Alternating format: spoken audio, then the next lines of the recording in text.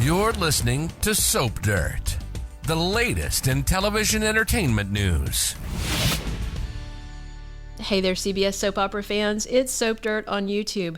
We have got your Young and the Restless 2-week spoilers running from Monday, May 29th, all the way to Friday, June 9th. There is a whole lot to unpack here as there's traction on the Phyllis storyline. We've got Ashley and Jack at odds. We've got Victor issuing warnings. We have a whole bunch of stuff going on. We have dated spoilers for the first week, and then for the second week, we've got several hot but undated spoilers. We're going to share them all with you right now.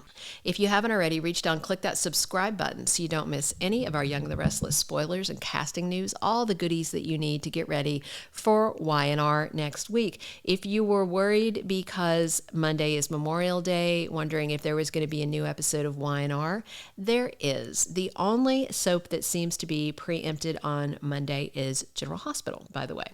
So on Monday, May 29th, Victor sits down with Nate Hastings to grill him about Victoria, and Nate does a whole bunch of butt kissing, of course, and later Victor runs into Victoria and tells her that he approves of the guy. I don't know if that's just lip service though, because we have other spoilers for week 2 and also deeper into summer saying that Victor decides he does not like what's going on with the two of them and takes action. Also on Monday, Summer Newman crosses lines and plays with fire. That's because she is sneaking a bunch of stuff out of the house over to the GCAC to meet with Phyllis. She's bringing her snacks. Phyllis has gone into this mode on Monday of trying to get any evidence she can to blame everything on Stark so that she can escape consequences for what she's done. Meanwhile, Daniel Romalotti sits down with Lily Winters, and he is so stressed out. He finally tells her that his mom is alive, and boy, does Lily lose it. She does not take this well at all. Remember, Lily went to prison because she wrecked the car and Hillary Curtis ended up dying, even though Lily really didn't do anything that careless. She went to prison and said it made her a stronger person. She had to face her consequences, and she basically thinks Phyllis needs to go to prison to face her consequences. So Phyllis need not look for friendly faces because everything is piling up against her. Meanwhile, she's just going to try and push it all off on Stark. At the same time, on Monday, Chancellor gets a report from the DNA lab and takes it to Christine Williams, who flips out. There is DNA in the tears on that program and fingerprints. They have concrete proof that Phyllis was at the memorial and definitely did not die. Christine is ready to kill her over this and thinks that it's typical Phyllis stuff. Then on Tuesday, Diane gets an apology that takes her off guard. I'm guessing that this might be from Daniel Romalotti, maybe, or maybe it is a half-baked apology from Summer, but it's not going to be the apology that's owed, and that's the apology from Phyllis to Diane. Also on Tuesday, Nikki Newman corners Nick Newman about a secret he's keeping from her. I'm guessing it has to do with something with Sally. We'll have to wait and see. Tuesday also, Daniel Romalotti has a change of heart about something. No doubt this is about Phyllis. Again, everything's about Phyllis these days. Then on Wednesday, May 31st, on Young and the Restless, Adam Newman proves to Sally Spectra that he is there for her. That's the same day where Nick is MIA, and it sounds like on an occasion when Sally expects him to be there. That's because Nick is out at the Newman Ranch at Sharon Newman's cottage to meet with Chancellor, who has an update for them, and he is going to confirm that Cameron Kirsten is on the loose. He is out of prison. And of course, Cameron is already in Genoa City. He is checked into a cash-only motel, and he is out roaming around, and he is going to run into Faith Newman very soon. Thursday on Young and the Restless, on June 1st, Chelsea Lawson offers some sympathy to Adam. Of course, he's got this ongoing angst over Sally versus Nick. Chelsea, however, is doing well in her new relationship with Billy Abbott, but she's still got a friendly ear for her ex-husband. Also, Ashley Abbott is talking with Tucker McCall about their possible future. Tucker has got her utterly snowed. Talk about people coming back to Genoa City who have not changed.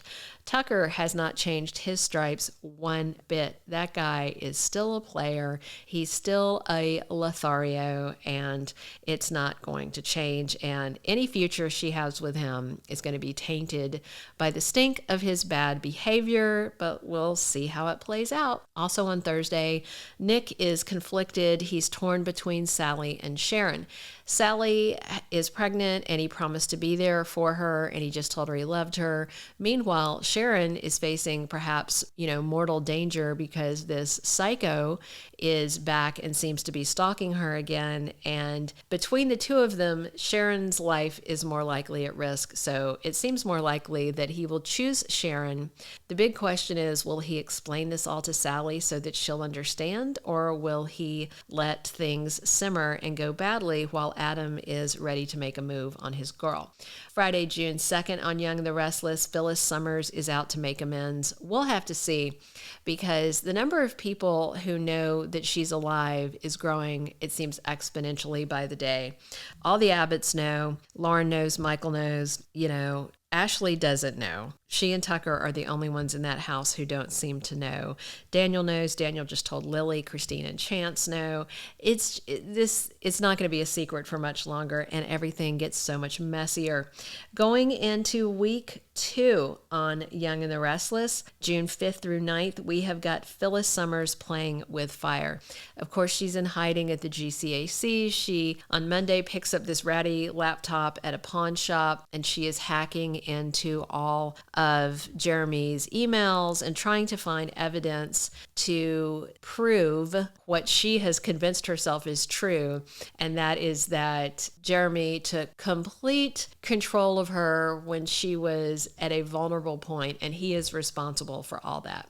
Now, I like Phyllis. Phyllis is a spitfire. She's a lot of fun. But let's face it, she had already lost her ever-loving mind over Diane before Jeremy sidled up to her. And she had no problem telling him, no, I'm not going to plot with you, up until the point that Jack and Diane got engaged. And that's when Phyllis lost it completely. And she's the one who went to Jeremy, if you remember, and said, okay, I'm in. He basically had suggested that they get revenge and then said, ball's in your court. And she could have left that ball there, but she didn't. She picked it up. She lobbed it back. She was all in.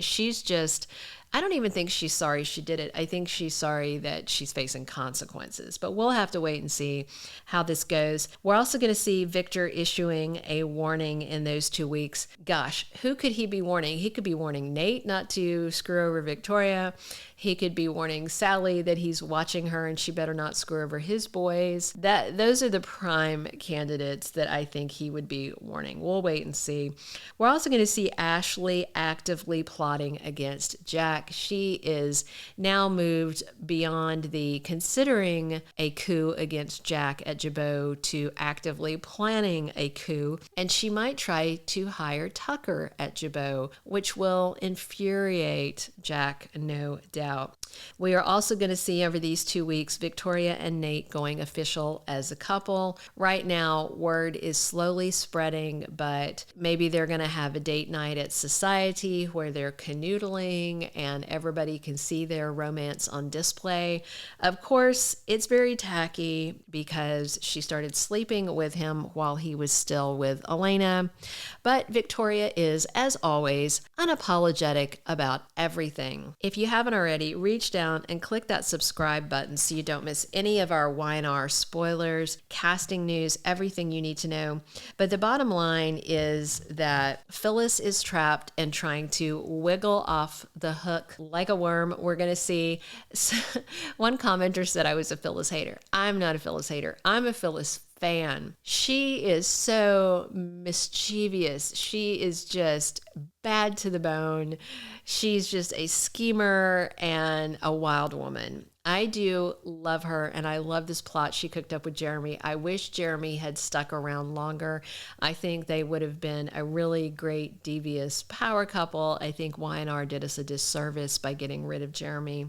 And I love this Phyllis plot. It is so soapy. I do think she is going to have to pay the piper. I'm kind of hoping, and we did a video on this recently, should Phyllis go to prison or go to Fairview Asylum? You can check out our Young and the Restless playlist and check out that video. A lot of people seem to, in the comments, were getting leaned towards her having a timeout at Fairview. Clearly, she's not making good decisions, and checking into the psychiatric institution served her well in the past when she was accused of poisoning someone and was trying to avoid prison. So we'll have to wait and see how this all plans out, but there is so much happening, and it's so exciting. Thank you for being a loyal listener. Follow us wherever you get your podcast, because you don't want to miss the next episode. Soap Dirt is on all the major podcast platforms, including Apple Podcast, Spotify, iHeartRadio, and more.